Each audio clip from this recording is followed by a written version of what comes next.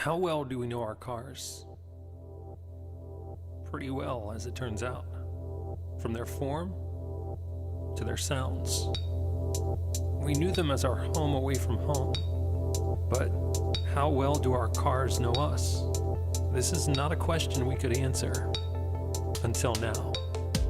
It's been a while since the last milestone, but technology is reigniting our story as a true partner in our evolution.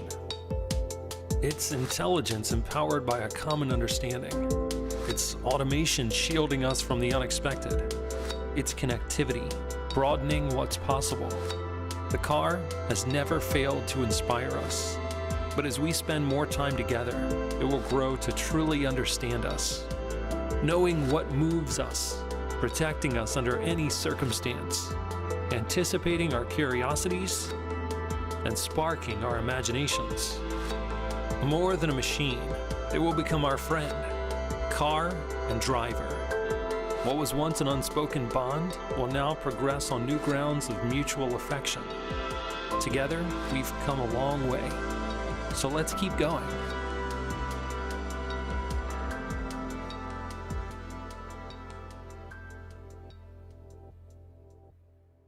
Ladies and gentlemen, please welcome Senior Vice President, Automotive Operations, Toyota Motor Sales, Bob Carter. Good afternoon, everyone. I'm so happy to welcome you here to the 2017 Consumer Electronics Show. But before I begin and tell you about what we brought to this year's show, I'd like to acknowledge and welcome a very important executive for all of us. Our Senior Managing Officer, all the way from Toyota Motor Corporation in Japan, Mr. Tomiyama. Tomiyama-san, great to see you. Now, I wouldn't be doing my job if I didn't take just a few minutes of your time to talk about the industry sales results that just closed last evening. The industry ended with the best ever December in the history of the U.S. automobile industry, with an annualized rate of 17.5 million sales, exceeding 2015, and provided the 7th consecutive year of growth in the U.S. But most notably, we've seen the car-truck mix move from 50-50 to about 37-63 over just the last 3 years, which really demonstrates that this movement of consumer preference to SUVs and trucks is real and sustaining. Toyota Motor sales sold 2.45 million vehicles in 2016 in the U.S. The brand was the #1 retail brand for the 5th consecutive year, and it was our 15th consecutive year where Camry was the #1 selling vehicle in America. And our Lexus brand had a terrific year in its 2nd best year in its 27-year history. So, okay, let's get on to it. Toyota has an amazing floor display this year over at the Convention Center that we're really proud of. You're going to get a first look at our next generation telematics system that we call Entune 3.0. We're also showing off the Smart Device Link, and it's our new platform for app developers to be able to connect smartphones and vehicles. So I would encourage everyone, as you have a few minutes over the next couple of days, to please stop by our booth and take a look. But today we're going to do something a bit different. We're going to introduce you to a really special concept vehicle. And we're going to tell you why we believe it's so special. Because all of this talk about advances in automotive technology, it's really easy to lose sight of why we build cars. We make them for people. And at Toyota, we think the most important question isn't whether vehicles of the future will be equipped with automated or connected technologies. Of course they will. But the most important question is this: what is the relationship, what will the relationship be like between those new vehicles of the future and the people who use them? Will that relationship be cold, robotic, sterile, tool-like? Are we going to be building just technology on wheels and nothing more? Or can technology be warm and friendly, engaging, immersive? because cars have always done more than just get us from point A to point B. Cars have become our home on wheels, and we connect with our cars. We build an emotional relationship, and thanks to the research into advanced artificial intelligence, we think the future of the automobile is a vehicle that connects with us. So, ladies and gentlemen, it is my pleasure to introduce to you the advanced artificial intelligence system we call Yui. Now, Yui learns from us, grows with us, builds a relationship that's meaningful and emotional. Now, what does that mean? Yui learns our preferences and our lifestyle and remembers where we like to go, pays attention to whether we're happy or sad, and helps in ways that are both big and small while anticipating our needs and improving our life. So Yui, what are you still doing up on the screen? Why don't you come down and show everybody our new amazing car?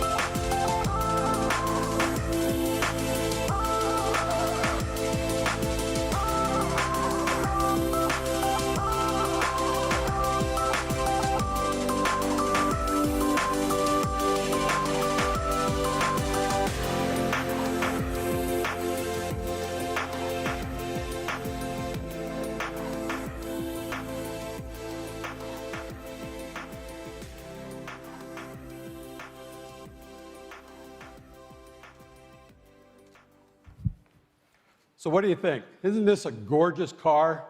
Say hello to the Toyota Concept-i. I want to recognize and congratulate a few people. First, our CALTY studio chief engineer, Ian Cartabiano. Ian, welcome. As well as the rest of our CALTY design team that worked on this beautiful car, as well as our chief engineer, Akabi. Akabi-san, thank you for joining us. They've done some amazing work to bring this car to life.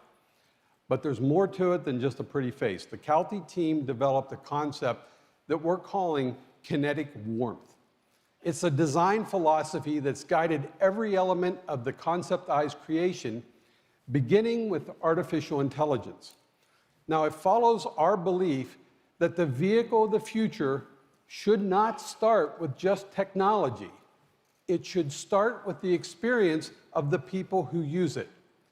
And so we built the Concept-i from the inside out, focusing on making it immersive, warm, and energetic. With a user experience assistance from the Toyota Innovation Hub in San Francisco, the interior is designed to help support that user experience. Now, you'll notice lines flow from the center of the dashboard throughout the vehicle, and Yui can travel around them using light, sound, and even touch to communicate critical information. There's an amazing 3D heads-up display to help keep the driver's eyes, and most importantly, their attention to the road. But information also appears like magic on the dashboard, on the walls, on the seats, wherever you need it, whenever you need it. Even the exterior of the vehicle is about building a relationship between the car and the world around it, communicating with others on the road while expressing motion and excitement and even a little bit of magic. But this is not just a design story. Now, for years, we at Toyota said that we need to look beyond simple driver-vehicle interface and focus on the driver-vehicle relationship. Now, thanks to Yui, the Concept-i is built to enhance that relationship. This is a vehicle that grows with you. The more you drive, the smarter Yui gets. It learns to anticipate your needs And that intelligence is it's more than about just planning your next route. Yui uses sophisticated biometric systems to monitor the driver's attention and emotions, and can help determine when to trade off control of the vehicle between automated and manual driving, depending on the conditions. With Yui and Concept-i, the car and the driver, well, they become as one, as teammates. And this is a team that I know I'm going to want to be part of because it's just fun. Concept-i is kinetic, it's exciting, and it's passionate. And thanks to the Concept-i advanced automated driving technologies, it's a car that people with all levels of ability are going to be able to experience. And that's what it all comes back to. Using technology to help people in ways, whether it's big or small, whether they're in or outside of cars. Now, this Concept-i isn't going to be on the road tomorrow, but we still have an awful lot of work to do. But guess what, folks? We will be evaluating many of the Concept-i's features and technologies on the road in Japan within just the next few years. And I, for one, I can't wait. So now it's my pleasure to introduce someone who can tell you much more about what we're doing to make this amazing vision of the future a reality. Please welcome our CEO of the Toyota Research Institute, Dr. Gil Pratt. Gil? Thank you, wonderful. Thank you very much, Bob, and thank you, Yui. Good afternoon, everybody, and welcome again to the press conference. This is the one-year anniversary of the Toyota Research Institute. Our job is to explore emerging opportunities, to identify gaps in research, and to move in new directions. Now, sometimes we find dead ends as well, but we always move quickly to explore great ideas. In the 1 year of our existence, we've assembled an incredible team. We've hired more than 100 people. We've added 50 more people from Toyota Motor Corporation, and our plans are to hire another 100 people this coming year. TRI's mission is focused on artificial intelligence. It includes 4 goals. First, we're dedicated to greatly enhancing vehicle safety, and someday creating a car that is incapable of causing a crash, regardless of the abilities of the driver. Second, our goal is to greatly increase mobility access for those who presently cannot drive. Third, we plan to heavily invest in robotics to move people not only across town, but also within their home, from room to room, and help them to age in place. And finally, we have a goal to accelerate discovery in material science by applying techniques from artificial intelligence and machine learning. Now, research is our middle name, and it's what we do. Much of it, but not all of it, with Stanford in Palo Alto, California, with the University of Michigan in Ann Arbor, and with MIT in Cambridge, Massachusetts. We recently opened, in fact, in Massachusetts, our permanent facility that you see over here. Now, before we go any further, I need to remind you that I used to be a professor. And of course, once you're a professor, you're always a professor. And so I always enjoyed, of course, the process of doing research, but I also love to give lectures.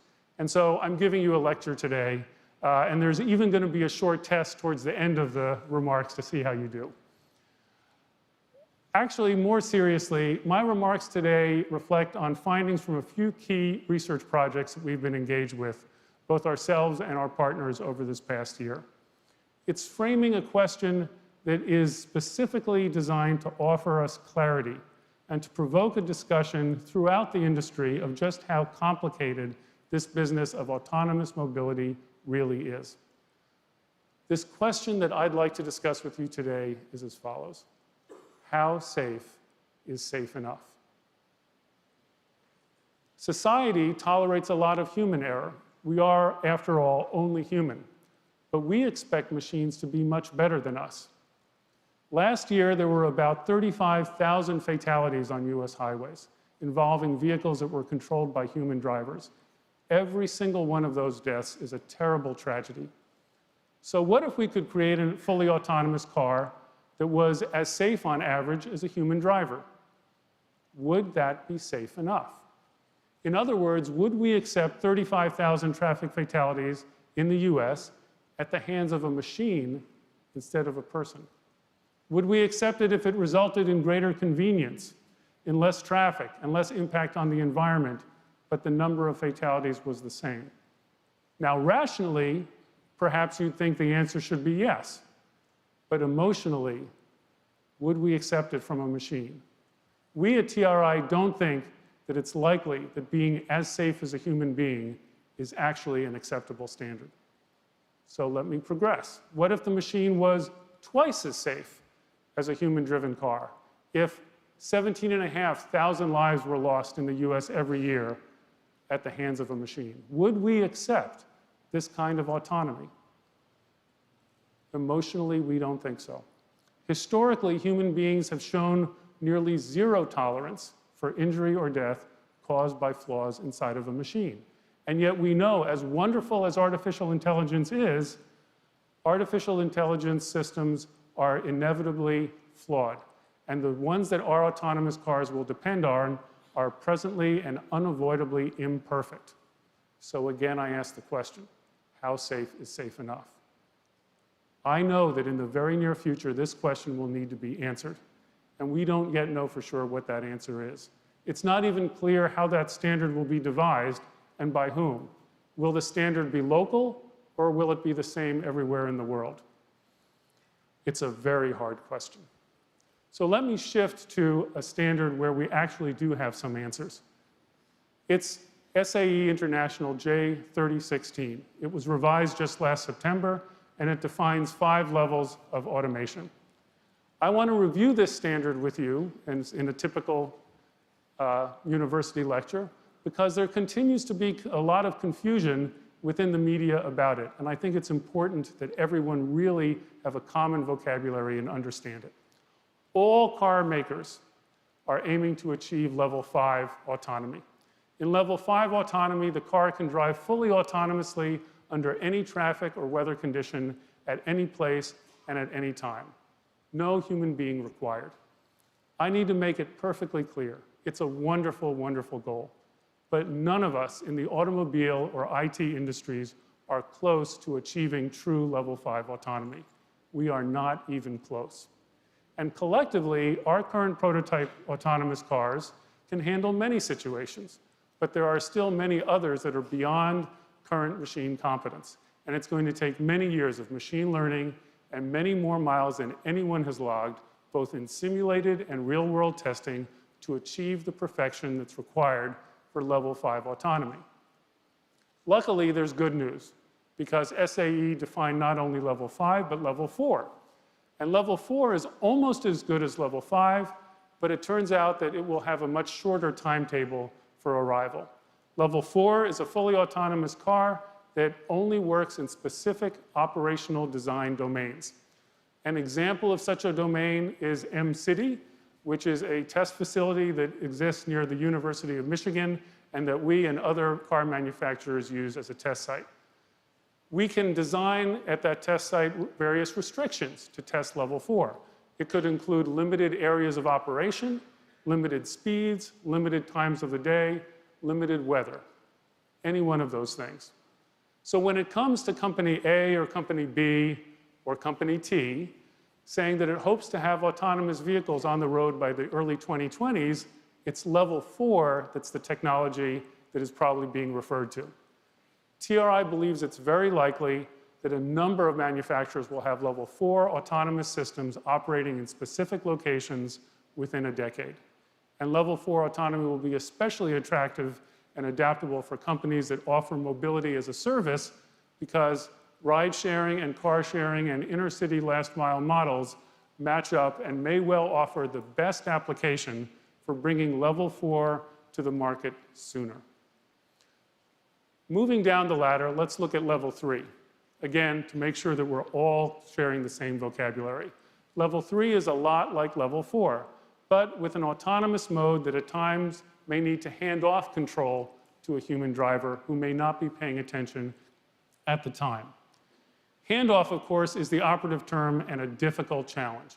In level 3, as defined by the SAE, the autonomy must ensure that if it needs to hand off control of the car, it will give the driver sufficient warning.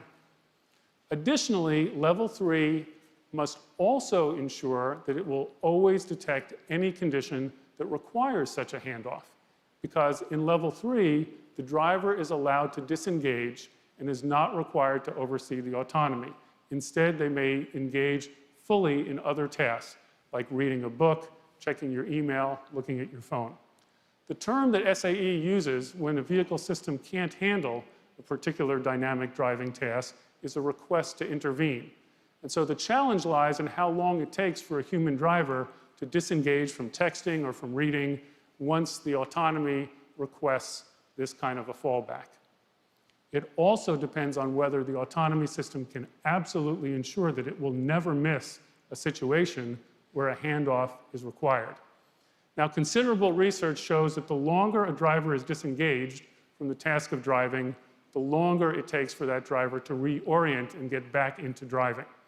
Furthermore, at 65 miles an hour, a car travels around 100 feet every second.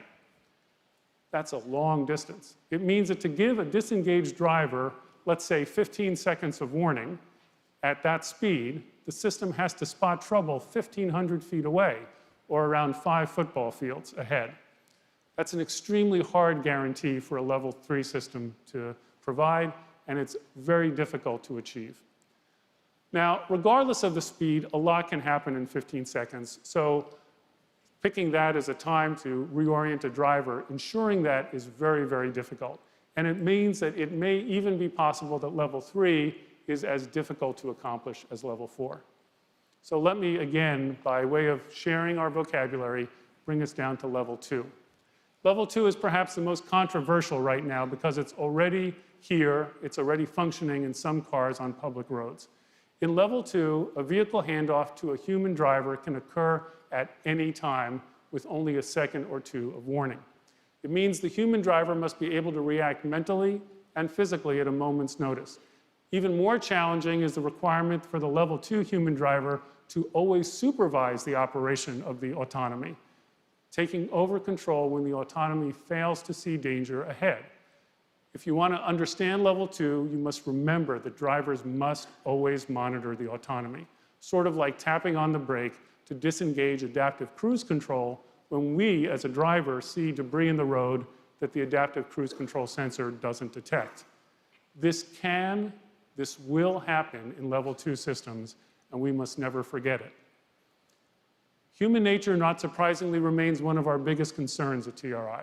There are indications that many drivers may either undertrust or overtrust a system. When someone overtrusts a level 2 system's capabilities, they may mentally disconnect their attention from the driving environment and wrongly assume that level 2 systems are more capable than they actually are. We at TRI worry that overtrust can accumulate over many miles of hands-free driving at level 2. And paradoxically, the less frequent the handoffs occur, the worse the tendency to overtrust may become. There's also evidence that some drivers may deliberately test the system's limits.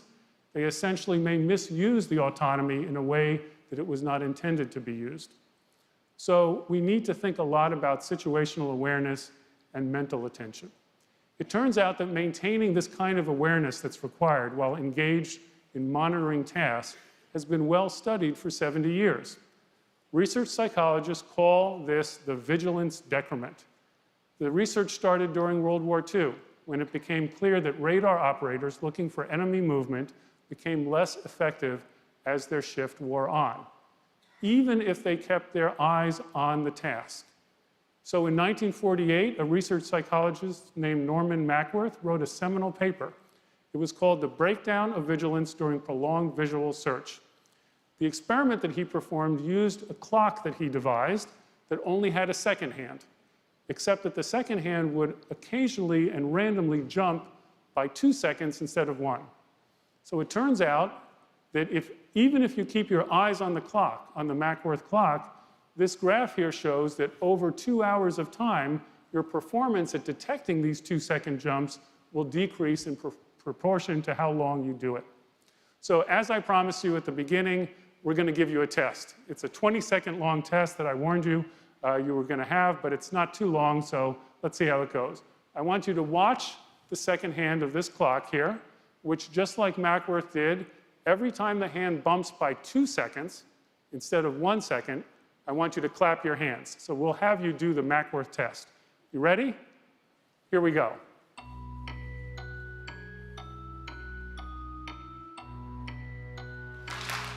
Wow, that was pretty good. Let's see if we can detect it even better.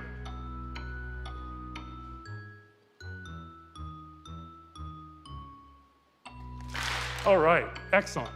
You guys did great. You all get A's. But let me ask you a question where I think you might not get an A. How do you think you'd do if you had to do that task for 2 hours? Not so good. And going back to cars, how about being given the task to remain vigilant, supervising the autonomy, ready for a possible handoff at a moment's notice for level 2 autonomy over 2 hours? Pretty tough. So does this kind of evidence, which has been going on since the 1940s as a research study program, mean that level 2 autonomy is a bad idea? There are some companies that have already decided that the challenges may be too difficult, and they've decided to skip levels 2 and 3. We're not sure. It turns out that we're finding some evidence that certain activities, and this does not include texting, so please don't misunderstand, seem to reduce the vigilance decrement over time. We're actually finding that some mild secondary tasks may actually help to maintain situational awareness despite time going on. For example, think about long-haul truck drivers. They have extremely good safety records comparatively, and you have to ask yourself, how do they do it? Well, perhaps it's because they employ mild secondary tasks to help them keep vigilant. They talk on two-way radios. They scan the road ahead. We know, of course, they look for speed traps. Well, almost all of us, when we've had a long car trip, have listened to the radio, perhaps as a way of staying alert during a long drive. Now, if you talk to safety experts that have studied this, there are divided opinions over whether doing that kind of secondary task is a good idea or a bad idea. Now, as Bob said earlier, the human-machine interface and the human-car relationships are extremely important to Toyota. We at TRI continue to explore this issue, and we're continuing to try to find answers. So we don't know. But what we do know for sure is that as we move forward towards the ultimate goal of full autonomy, what is most important is to strive to save as many lives as possible in the process, not just at the end. Because it's going to take decades to have a significant portion of the US car fleet functioning at level 4 and above. And so for that reason, as I've spoken about for quite some time now, TRI is taking a two-track approach. We're simultaneously developing a system that we call Guardian, which is designed to make human driving safer, while simultaneously we are working on levels 2 through level 5 in a system that we call Chauffeur. Much of the work in hardware and software that we're developing to achieve Chauffeur is also applicable to Guardian and vice versa. In fact, the perception and the planning software that's in the Guardian and Chauffeur systems that we're working on are basically the same. And so the difference is that Guardian only engages when it's needed, while Chauffeur engages all of the time whenever the autonomy is turned on. This video here demonstrates an early prototype of our Guardian simulator, which we have at our temporary facility in Palo Alto. I'm very happy to say that we're now working on a new, highly advanced simulator, which we're going to show off soon, in our new permanent facility in Palo Alto that we're currently in the process of moving into. So to understand Guardian, you can think about anti-lock brakes, vehicle stability control, automatic emergency braking as early forms of Guardian. But the Guardian that we're thinking about goes beyond that. And when it arrives, it'll be a hands on the wheel, eyes on the road, only when needed system that merges human and vehicle situational awareness. The Guardian driver is meant to be in control of the car at all times, except in the cases where the Guardian anticipates or identifies a pending incident and briefly employs some kind of corrective response. Depending on the situation, Guardian can alert the driver with visual cues, with audible alarms, and then, if necessary, influence or control speed and steering the same way that a chauffeur would do, but only temporarily. Like Yui, the Concept-i agent, Guardian employs artificial intelligence. And like Yui, the plan is for Guardian to become smarter and smarter through both first-hand data gathering experience and intelligence that is shared via the cloud. Over time, we expect Guardian's growing intelligence will allow it to sense things more clearly and more quickly process and more quickly anticipate a wide array of situations on the road. Now, every year, cars get safer. One reason is because every year, automakers equip vehicles with higher and higher levels of both active and passive safety. In ever-increasing numbers, with active safety, vehicles are already being entrusted to sense a problem, to choose a course of action, and then to respond, assuming for a brief period control of the vehicle. Which brings me back to Concept-i and how we think about it at TRI. At TRI, we think that Yui, the Concept-i agent, might not only be a way to engage with human beings and provide useful advice to the driver. We think it might also be a way to modulate and maintain a driver's situational awareness using mild secondary tasks to promote safety. We've only begun this research to find out exactly how that would work. Perhaps, for example, Yui could engage the driver in a conversation that would reduce the vigilance decrement the way talking on the two-way radio or even looking for speed traps seems to do with truck drivers. We think that the agent might be even more effective because Yui would be coupled to the autonomy system in the car, which would be constantly monitoring the car's environment, both inside and out, merging human and vehicle situational awareness. We're not sure, but at TRI, we're aiming to find out. Now, Toyota is involved in many aspects of making future cars safer and more accessible. Yui and Concept-i is a small part of that work, but it has the potential for becoming more than a helpful friend. It has the potential for becoming the kind of friend that looks out for you and keeps you safe. It has the potential to become a guardian as well as a chauffeur. And so our goal at TRI is to someday create a car that will be never be responsible for causing a crash, whether it's being driven by a human being or being driven by a computer. Concept-i, in summary, may become a key part of that plan. Thank you very much.